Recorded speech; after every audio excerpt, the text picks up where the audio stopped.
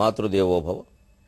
ఈ కుడ్యమ్ముననేమి వింతగలదో, ఈ రేడులో కాలవారేకమ్మై నిన్ను పూజ చేయుదురు తల్లి వల్లి బంగారు పాప.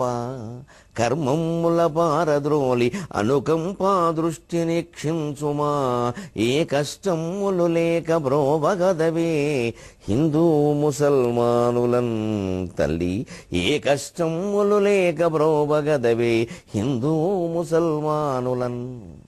ఏబిఎన్ ఆంధ్రజ్యోతి ప్రేక్షక మహాశయులందరికీ నవజీవన వేదం అనే కార్యక్రమంలో 806వ భాగానికి స్వాగతం. సరిదంత్యక్షరి తీరమందు, సముద్ర తీరంలో కవి చూసిన ఒక విచిత్ర దృశ్యాన్ని జీవితానికి సమన్వయం చేసి చెబుతున్నాడు.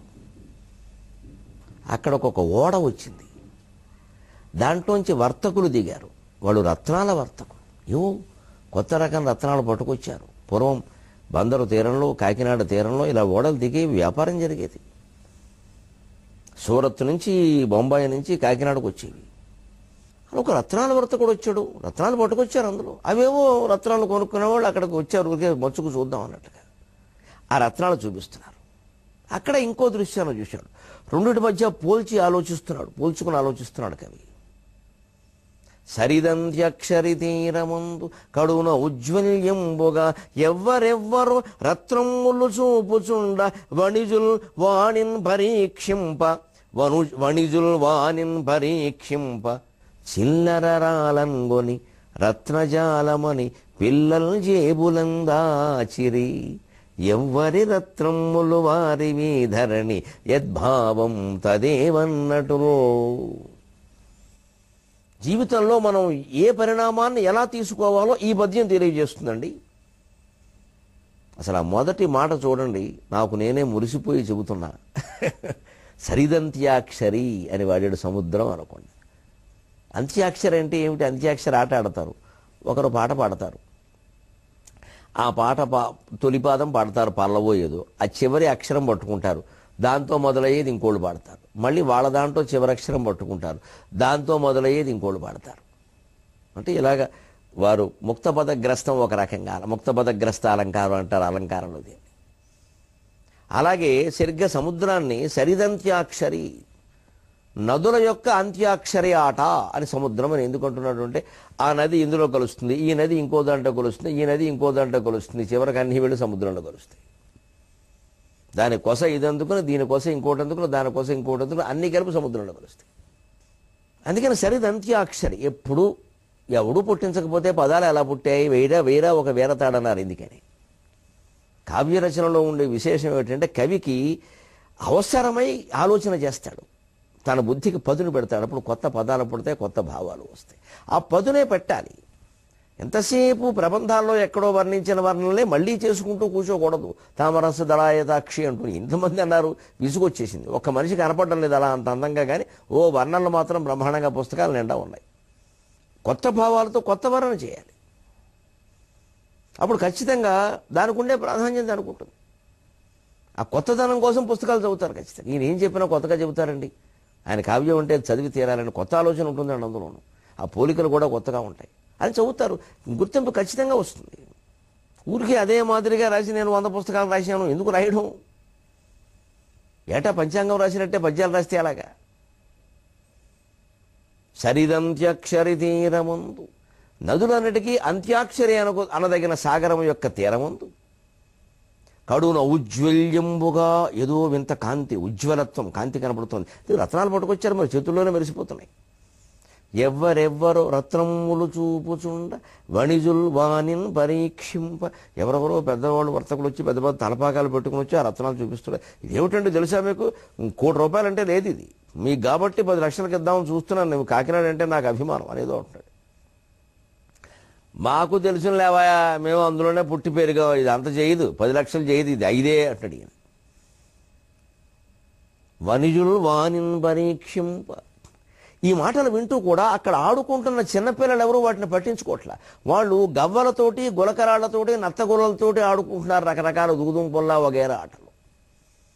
వాళ్ళలో కూడా గులకరాళ్ళు చేత్తో పట్టుకున్న వాళ్ళు ఉన్నారు. అందులో ఒక రాయి ఎవరన్నా తీసుకుంటే కొట్టేంత పని చేస్తున్నాడు. అతను ఆ రాయినే రత్నంగా భావిస్తున్నాడు. ఇక్కడ బేరవాడుతున్నవాడు రత్నాన్ని కూడా రాయిలా మాట్లాడుతున్నాడు. అదంత ఖరీదు చేయదంటున్నాడు. ఇంతకీ ఏది రత్నం, ఏది రాయి? యద్భావం తద్భవతి, సంస్కృతంలో మాట. ఎవ్వరి రత్నములు వారివి. దాని తెలుగులో ఎవ్వరి రత్నములు వారి. జీవితంలో రత్నం ఏది, రాయి ఏది అంటే అన్ని నోట్లు చెల్లినప్పుడు 1000 నోట్లు 500 నోట్లు రత్నాలేనండి. ఒక్కసారి చెల్లవన్నాక రాళ్ళు అయ్యాయండి. ఇప్పుడు ఇంకా ఎవరి దగ్గరైనా గుప్తంగా ఉంటే రాళ్ళు కూడా కాదండి, నీళ్ళండి. ఇంతకీ మరి రత్నమా రాయ అంటే ఏం చెబుతాం? సుఖ దుఃఖాలు కూడా అంతే, వైభవం దారిద్ర్యం కూడా అంతే, మానం అవమానం కూడా అంతే, జయం అపజయం కూడా అంతే, నిందాస్తుతి కూడా అంతే. మనకెవరితోనైనా ఒక శత్రుత్వం ఉన్నప్పుడు వాళ్ళు అన్న చిన్న మాట కూడా మనని బాధిస్తుంది. ఎంత మాట అంటాడా అని వాడి చరిత్ర అంతా బయటికి లాగుతాం. కానీ ఆయనకి మనకి మళ్ళీ స్నేహం కలిశాక ఆ మాటలు ఏవి పెద్దగా అనిపించవు. మరి ఇదివరకు అనిపించింది, ఇప్పుడు ఎందుకు అనిపించట్లా? అందుకే ఎప్పటి భావాలు అప్పుడు మారిపోతాయి. భావాత్మకమే ప్రపంచం. కాబట్టి జగన్ మిథ్య అన్నారు శంకరాచార్య. ఏ భావాన్ని నువ్వు నమ్మొద్దు, ఏ భావాన్ని గురించి ఎక్కువ ఆలోచించొద్దు. మిత్రత్వము శత్రుత్వము రెండూ శాశ్వతం కాదు, అన్నీ పోయేవి. అసలు ఈ మిత్రత్వ శత్రుత్వాలకు మూలమైన మనస్సే ఈ మాయ చేస్తాం. మంచిది. రత్నాల వర్తకులకి అవి రత్నాలై వాళ్ళ కోసం లక్షలు లక్షలు అంటూ వాళ్ళు మాట్లాడుకుంటూ ఉంటే గులకరాళ్ళని రత్నాల కంటే ఎక్కువగా భావించి వీళ్ళు ఆడుకుంటున్నారు. ఆ రత్నాల గురించి అసలు వీళ్ళు ఆలోచించట్లేదు. మళ్ళీ ఇదే పిల్లలు పెద్దవాళ్ళు అయితే, బహుశా ఆ వర్తకుల్లో ఎవరికైనా కుమారుడైతే ఆ తండ్రి ఇచ్చినటువంటి 4 రత్నాల కోసం వీళ్ళు పేకలు తగ్గోసుకున్న ఆశ్చర్యపోక. అప్పుడు ఈ రాళ్ళ గురించి మాట్లాడ్డా అసలు. అంటే నీ బాల్యంలో ఒకటి రత్నం, నీ యవ్వనంలో ఒకటి రత్నం, నీ వార్ధక్యంలో ఇంకోటి రత్నం. యవ్వనంలో ఉన్నవాడికి ఒక అమ్మాయిని ప్రేమిస్తే ఆ అమ్మాయే రత్నం, నారీ రత్నం. దానికోసం సమస్త రత్నాలు ధారపోస్తాడు. మళ్ళీ ఆ అమ్మాయి ఏదైనా ద్వేషించి ఆ అమ్మాయితో తేడా వచ్చేసరికి ఇచ్చినవన్నీ వృధా అయిపోయాయని భావిస్తాడు. ఆ అమ్మాయిని కాదు, రత్నాన్ని కాదు, జీవితాన్నే రాయిగా భావిస్తాడు. ఆత్మహత్యగా సిద్ధపడతాడు.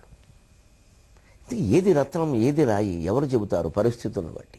మరి పరిస్థితులను బట్టి మారిపోయే ప్రపంచం ఎలా అవుతుందండి? దానికి ఆకారం ఎలా ఉంటుందండి? ఒక పూరీలో రొట్టెలో ఏదో తెలియని విషయం కోసం మనకి వంటింట్లో ఓ పిండి సిద్ధంగా పెట్టారు. తల్లికి తెలుసు అదేం చెయ్యాలి. కానీ పిల్లలు ఎవరో వెళ్ళారు, అక్కడ ఏదో పిండి ముద్ద ఉంది. దాంతో రొట్టె చేస్తారా, చపాతీ చేస్తారా, పూరీ చేస్తారా అంటే అన్నిటికీ అది పనికొస్తుంది. అంచేత ఆ పిండి మిథ్య. అది పూరియో రొట్టో చపాతి అయ్యాక నువ్వేమిటో చెప్పాలి. అంతవరకు అది మిథ్యే.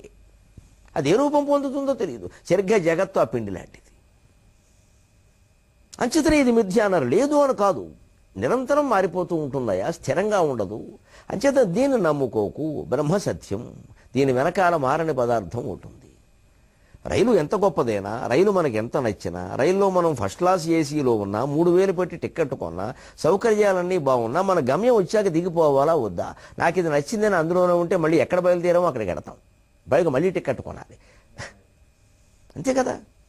అంటే జీవితం ఎంత బాగున్నా దీన్నే దిగిపోవలసిందే. ఈ జీవితానికి మూలమైనటువంటి ఆత్మజ్ఞానం పొందవలసిందే. ఇది తత్వం. అంటే దేన్ని రత్నం అనుకోవద్దు, రాళ్ళు అనుకోవద్దు, రాయి అనుకోవద్దు. రత్నాన్ని రాయిని సమానంగా చూడమంటే దృషద్విచిత్ర తల్పయో భుజంగమౌక్తికస్రజో గరిష్టరత్నలోష్టయో సుహృద్విపక్షపక్షయో తృణారవింద చక్షుషో ప్రజామహీ మహేంద్రయో సమప్రవృత్తిక కదా సదాశివం భజామ్యకం. శివతాండవ స్తోత్రంలో రావణ బ్రహ్మ చెప్పిన మాట. దృషద్విచిత్ర తల్పయో, ఎంత సన్నని దూదిపరుపుల తల్పమైన దృషద్ బండరాయనే శివుడికి ఒకటే. ఆయన జ్ఞాననేత్రంతో చూస్తాడు. అందుకని ప్రపంచం అంతా ఆయనకు సమానంగా కనపడుతుంది. కాబట్టి ఎముకల దండలు వేసుకున్నా, పాములను ధరించినా, గజ చర్మం కట్టినా ఆయన హాయిగా ఉన్నాడు. ఆయన విష్ణువుని చూసేప్పుడు అసూయపడ. ఆయన పట్టుబట్ట కట్టుకున్నాడు, లక్ష్మీదేవి ఆయన కాళ్ళ దగ్గర ఉంది, ఈయన కౌస్తుభాభరణం ఉంది, నాకు లేదు అని ఎప్పుడు అనుకోలేదు. పార్వతీదేవి కూడా అనుకోలేదు. తత్వజ్ఞానం పొందిన వాళ్ళు అలాగే ఉంటారు. మన దేవుళ్ళ నుంచి మనం ఆ నీతిని నేర్చుకోవాలి, అన్నిటినీ సమానంగా తీసుకోగలిగే నీతిని.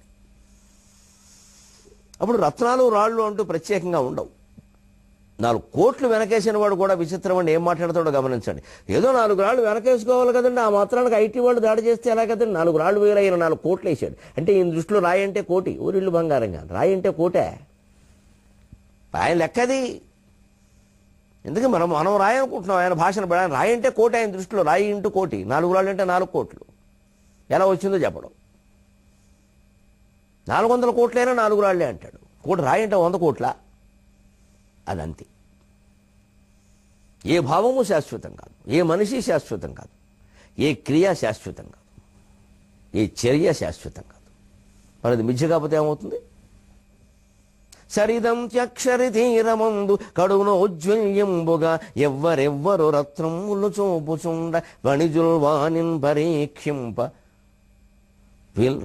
చిల్లర రాలంగొని రత్నజాలమని పిల్లల్ జేబులం దాచిరి ఎవ్వరి రత్నములు వారివే ధరణి యద్భావం తదేవన్నటు. ఇలాగా దృశ్యాలు వర్ణిస్తూ ఉంటే కవికి అనిపించింది, ఇలాగే ఈ వర్ణంలో పడిపోతే అసలు తరంగానే కోపం వస్తుంది కూడా, వెళ్ళడం మానేస్తే ఆలస్యం అయితే. ఈ తరగల కథ సరియే, ఈ తరగల పని సరియే, తాతల కాలము నుండి తరగని నురుగే, మా తరగ ఎట్టులున్నదో భూతల మణుబాంబు వలన బూడిదయగుచో. మళ్ళీ కథలోకి అలా ప్రవేశించాడు. సరిగ్గా ప్రతి ఆశ్వాసానికి, ఇందులో ప్రతి అంతరంగానికి కూడా ఆ ముందు ఒక 8 పద్యాలు నాంది ప్రస్తావన లాంటివి. ఇందులో స్వాతంత్రోద్యమానికి సంబంధించిన కథలు వస్తాయి కాబట్టి స్వాతంత్ర భానుప్రభలు అన్నాడు. ఇక్కడ సరిగ్గా మళ్ళీ వెళ్లేలోగా సంక్రాంతి రోజులు కాబట్టి సంక్రాంతిలోకి ప్రవేశించాడు. మరి కథాకాలం ప్రకారం కథ నడిచిన కాలం చెప్పాలంటే 2 ఆశ్వాసంలోనే పూర్ణిమను వర్ణించారు కాబట్టి ఇది పుష్య శుద్ధ చతుర్దశి నాడు తరంగం కథ చెప్పడం మొదలుపెట్టింది. సరిగ్గా 10 రోజులు పుష్య బహుళ అష్టమి నాడు ఈ సంక్రాంతి రోజుల్లోనే ముగిసింది అనుకోవాలి. 10 రోజుల కథ కాబట్టి పుష్య శుద్ధ చతుర్దశి నాడు మొదలై పుష్య బహుళ అష్టమి నాడు ముగిసింది. సరిగ్గా ఇందులో ఉండే చంద్రోదయ వర్ణనలు కూడా ఆయా రోజుల్లో ఉండే చంద్రుడిని వర్ణించే విధంగా ఉంటాయి. అదొక ప్రణాళిక ఉంది దీని వెనకాల కొద్దిగా. ఈ తరగల కథ సరియే, తాతల కాలము నుండి తరగని నురుగే. ఎప్పుడో ఉన్నాయిలే, తాతల కాలం నుంచి ఉన్నదే సముద్రం ఇది. ఇలా చెప్పుకుంటూ ఉంటే నేనే చెప్పుకోవచ్చు. మా తరగ ఎట్టులున్నదో భూతల మణుబాంబు వలన బూడిదయగుచో. భూమంతా అణుబాంబు వల్ల బద్దలైపోయింది, శ్మశానం అయిపోయింది. ఆ తరంగం ఎంత వైరాగ్యంతో లేదా ఎంత క్షోభతో ఉందో ఆ పిచ్చుగూట్లో ఉందేమో చూడాలి కదా అని అక్కడికి పరిగెట్టాడు. దాన్ని మమకారంతో ఇలాగా కౌగులించుకుని, మాలాలంకృత కంఠమా పలుకుమా మత్తేభశార్దూలముల్, ఒక వైరాగ్య భావంతో, ఒక నిర్లిప్త భావంతో ఉన్న తరంగాన్ని ఉత్తేజింపజేయడం కోసం కవి అంటున్నాడు. మమతల ననమాలికలను మెడలో వైచి అన్నాడు కవి. ఎందుకు అక్కడ తన మమకారాలు ప్రేమలు అనేటువంటి తన మమకారంతో తన మమకారాలని ప్రేమనే పువ్వులుగా గుచ్చి దండగా వేశాడు. విజయగానే దగ్గర మమకారమాలా శోభితమైన తరంగంలా కనపడింది. నువ్వు ఉండగా నాకేమిటయ్యా అన్నట్టుగా. దాన్ని చూడగానే కవికో ధైర్యం, కవిని చూడగానే తరంగానికి ఒక సాంత్వన. అందుకని అంటున్నాడు, ఇదిగో మమకారాలు మాల వేశాను కదా, ఇక పలుకు, ధైర్యంగా పలుకు. అలా ఏవో ఉంటాయి ప్రపంచ చరిత్ర చెప్పుకునేటప్పుడు, అలా ఉంటాయి. ఎప్పుడో జరిగిపోయింది, ఇప్పుడు చెబుతున్నావు, మరి అంత బాధపడిపోతే అలాగా అని. మాలాలంకృత కంఠమా పలుకుమా మత్తేభశార్దూలము. అవధాన వేదిక మీద జయమాల వేయగానే మాకు నోట ఇలాంటి పద్యాలు వస్తాయి. మాలాలంకృత కంఠమా పలుకుమా మత్తేభశార్దూలముల్ వేలాశోభి సముద్రమా కదలుమా విశ్వప్రతాపోర్ములన్ జ్వాలాకీలిత నేత్రమా కురియుమా చండ ప్రచండాగ్నులన్ లీలాజాల తరంగమా కథనవల్లీలాస్యముంజేయుమా. మాలాలంకృత కంఠమా పలుకుమా మత్తేభశార్దూలముల్ వేలాశోభి సముద్రమా కదలుమా విశ్వప్రతాపోర్ములన్ జ్వాలాకీలిత నేత్రమా కురియుమా చండ ప్రచండాగ్నులన్ లీలాజాల తరంగమా హృదయ కథనవల్లీల హాస్యముంజేయుమా. మలాశోభిత కంఠమా పలుకుమా మత్తేభశార్దూలము. ఏది ఎంత చక్కగా పద్యాలు చెబుతావు నువ్వు, ప్రపంచ చరిత్ర ఎంత బాగా చెబుతున్నావు. అతి ప్రాచీనమైన ఇతివృత్తాన్ని అతి నవీన కాలంలో నవీనమైన ఛందస్సుల్లో సైతం చెబుతున్నావు. నువ్వు అలా నిర్లిప్తంగా ఉంటే ఎలాగా? మత్తేభంలో శార్దూలంలో ఓ పద్యం అందుకో. ఎందుకంటే మత్తేభం శార్దూలం మంచి ఉత్సాహానికి సంకేతాలైన ఛందస్సులవి. ఆ ఉత్తేజం వచ్చినప్పుడు ఆ పద్యం అందుకుంటా.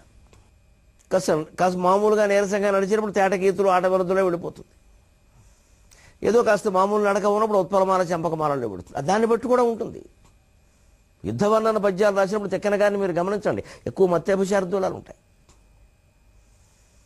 ఇంకా మత్తేభం శార్దూలం అందుకో చిన్న చిన్న పద్యాలు కాదు, పెద్ద అందుకో మంచి సింహం పంజాబ్ విసిరినట్టు ఉండాలి, ఏనుగు తొడమెత్తినట్టు ఉండాలి. వేలాశోభి సముద్రమా కథలుమా విశ్వప్రతాపోర్ములన్. వేలాశోభి, ఆ వేల చిరియలు కట్ట అనేది ఒకటి ఉండబట్టి నువ్వు అలా ఉండగలవు, కానీ లేకపోతే విశ్వాన్ని నీ ఊర్మలతో నీ ప్రతాపంతో ముంచేయగలవు. నువ్వేం సామాన్యురాలివా, భూమండలాన్ని మొత్తం ముంచేయగలవు. ఒక సునామీ వస్తే, ఒక హుద్దుగుద్దు వస్తే ఎలా ఉందో దెబ్బ తెలియలే, సముద్రం తలుచుకుంటూ ఉంటావా? అటువంటి దానికి ఎలా ఉంటే అలాగా అని ఉత్తేజం అన్నమాట. అంటే సరిగ్గా నీరసంగా ఉన్న వాళ్ళకి మనం కూడా అలాంటి మాటలే చెప్పాలి. ఏదైనా ఒక బాధలో ఉన్నటువంటి పిల్లాడికి కానీ పిల్లకి కానీ, నువ్వు ఎటువంటి వాడు, అసలు మీ వంశం ఎటువంటిది, నువ్వు ఇలా ఉండబెట్టరా, దా శుభ్రం స్నానం చేయి, మంచి బట్టలు వేసుకుందామా, బయటికి వెడదాం అని తీసుకెళ్ళాలి. అప్పుడు వాళ్ళలో ఉండే ఆ నీరసం పోతుంది. జ్వాలాకీలిత నేత్రమా కురియుమా చండ ప్రచండాగ్రులను. ఒక్కోసారి మా మానవుల మీద నీ కోపం వచ్చినప్పుడు తీవ్రంగానే మాట్లాడతావు, తప్పే ఉంది. కోపం ఎందుకు వస్తుంది? ఎవరికైనా బాధ వల్ల కోపం వస్తుంది. బాధ లేకపోతే కోపం రాదు.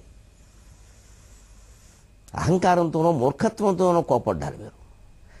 జాతి పట్ల, దేశం పట్ల, మానవత్వం పట్ల ఆవేదనతో మాట్లాడడం వేరు.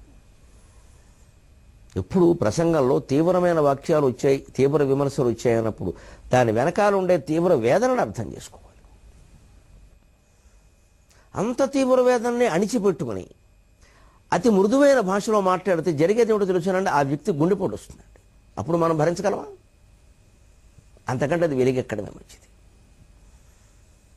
ఎప్పుడు వెలిగెక్కడం వల్ల అవతల వాళ్ళ గుండెపోటు రాదు, ఎందుకంటే వారిలోంచి వచ్చేది కాదు, వారి మీదకు వస్తుంది. కానీ వారు తట్టుకోవడం తేలికే, నన్ను కాదనుకుంటే అయిపోయాయి. ఎందుకంటే ఎంత విమర్శ చేసేవాడైనా పేరు చెప్పడగా, ఆ వ్యక్తులు స్ఫురించేలా చేసి బాగానే ఉంది, స్ఫురించడం కోసమే చెప్పేది, ఇంకొకరు చేయకుండా ఉండడానికి. స్ఫురించకుండా చెప్పడం ఏమిటి? అది పిరికితనం. స్ఫురించేలాగే చెప్పాలి. నేరుగా పేరు చెప్పడం వేరు, పేరు చెప్పకపోవడం వేరు. ఎందుకంటే మనకి వ్యక్తుల మీద ద్వేషం లేదు, వ్యవస్థ బాగుండాలి. అలాంటివి మళ్ళీ జరగకూడదు. అందుకని జరుగుతున్న వాటిని తీసుకుంటాం. లేకపోతే ఈ ప్రాచీన చరిత్రలు, ఇతిహాసాలు ఇది చెప్పుకోవడం కూడా అనవసరం, రామాయణ భారతాలు కూడా అనవసరం. ఇప్పుడు రావణాసురుడు లేడు, ఎందుకు వాడిని అనవసరంగా అనుకోవడం 10 సార్లు? వాడిని అనుకోవడం తప్పు కానప్పుడు ఇప్పుడు ఉండే రావణాసురుడు గురించి అనుకోవడం కూడా తప్పు కాదు. పదే పదే పదే భారతాలు విని దుర్యోధనులను దూషించడం తప్పు కానప్పుడు ఇప్పుడున్న దుర్యోధనులను దూషించడం కూడా తప్పు కాదు. వాళ్ళకంటే వీళ్ళనడమే మంచిది, నేరుగా తెలుస్తుంది. అంచేతనే ఎప్పుడు అప్పుడప్పుడు ప్రచండాగ్నులను కురుస్తావు కదా, ఎలా ఉండిపోయేమిటి? పర్వాలేదు చెప్పు, నేను వింటాను. మమ్మల్ని నేరుగా నన్నా పర్వాలేదు, అంత సౌహృదయంతో మాట్లాడుతున్నాడు. లీలాజాల తరంగమా కథనవల్లీలాస్యమం చేయుమా. శాంతించి పలకవమ్మా అని చెబుతూ కవి ఏమంటున్నాడంటే, శాంతిన్ బొందు మతల్లి ఎంతని వాపోదువమ్మ, ఈ మనుజులు వారంతటి వారలు వారే, అంతట కథ ఏమిటన్న అది ఇట్లనియన్. అది అన్వయం. శాంతిన్ బొందు మతల్లి, శాంతించవమ్మ బంగారు తల్లి, ఎంతని వాపోదువమ్మ, ఎంత బాధపడితే ఏం ఉపయోగం, జరిగిపోయింది దానికి. ఈ మనుజులు వారంతటి వారలు వారే, మనుజులు వాళ్ళంత వాళ్ళేనమ్మా, చెబితే వింటారా? చరిత్ర విని ఎవరు నేర్చుకుంటున్నారు? కంఠస్థం చేసి మార్కులు తెచ్చుకుంటున్నారు, కానీ మూర్ఖత్వాన్ని పోగొట్టుకుంటున్నారా? చరిత్ర పాఠాలు దేనికి? మార్కుల కోసం. ఇప్పుడు మరీ దౌర్భాగ్యం అండి, ఆ మార్కుల కోసం చరిత్ర కూడా లేకుండా పోయి అసలు హిస్టరీ అనే సబ్జెక్టు చదివే వాళ్ళే లేరు.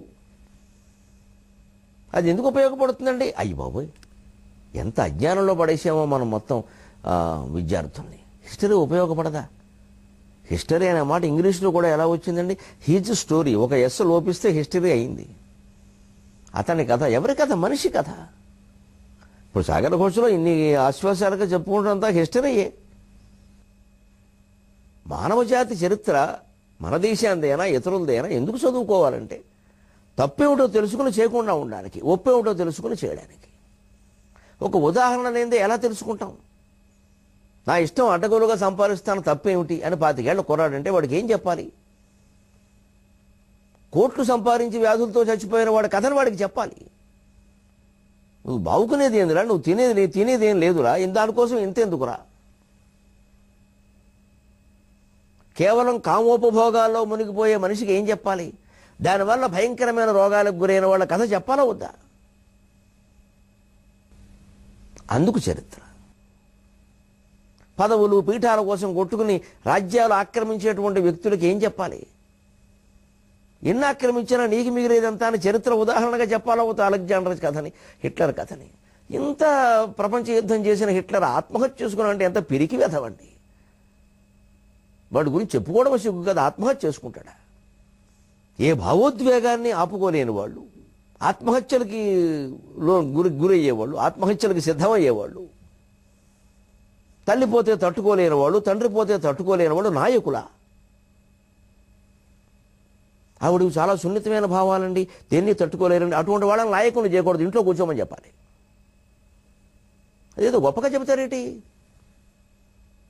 అటు నాయకులు కాకూడదు, అటువంటి వాళ్ళు ఇంట్లో కూర్చోవాలి. మినపసోనలు తింటూను పడుకోమని వెళ్ళి. జాతిని పరిపాలించే వాళ్ళు అంత దుర్బలం ఉండకూడదండి. ఎప్పుడు ఒక శ్రీరాముడు, ఒక శివాజీ పరిపాలించిన జాతి ఇది. ఎంత దుఃఖాన్ని తట్టుకున్నాడు శ్రీరాముడు. వనవాస దుఃఖాన్ని ఎలా తట్టుకున్నాడు, అవమానాన్ని. పొద్దున్న ముహూర్తం పెట్టి రాత్రికి పంపేశారే, అది నాయకత్వం. సీతాదేవి కోరిన కోరిక కారణంగా 5 నిమిషాల్లో మొత్తం జీవితం మారిపోతే ఎలా తట్టుకున్నాడు? ఇద్దరే మనుషులు, కేవలం ఇద్దరే రావణాసురుని ఎలా జయించారు? వానరుల సైన్యం ఎలా పొందగలిగారు? సహాయాన్ని, స్నేహాన్ని. ఇన్ని నాయకత్వ లక్షణాలు రాముడిలో. ఇన్ని జరిగాక మళ్ళీ ప్రజలు తప్పు మాట అంటే ఆ సీతను వదులుకుందుకు సిద్ధపడ్డాడు. అప్పుడు ఉత్తరామచరిత్రలో భవభూతి వర్ణిస్తాడు. రాముడు సుఖపడలేదండి. పుటపాక ప్రతీకస్య రామస్య కరుణో రసక.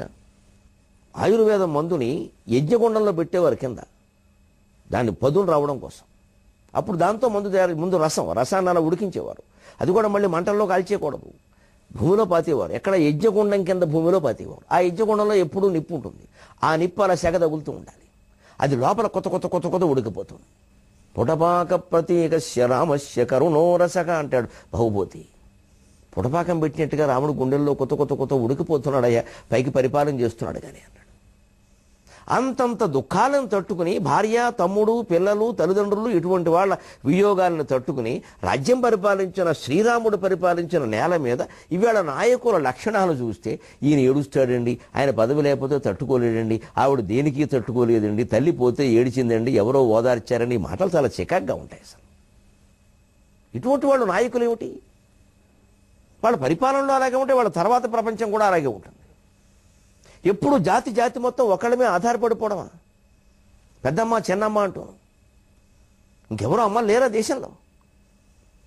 వారసత్వాన్ని సుస్థిరం చేసేసి వాళ్ళకెవరు దగ్గరైతే వాళ్ళు, వీలైతే కొడుకు లేకపోతే ఎవరు దగ్గరైతే వాళ్ళు. వారికి దగ్గరగా లేని వారు ఎవరు పరిపాలన చేయకూడదండి.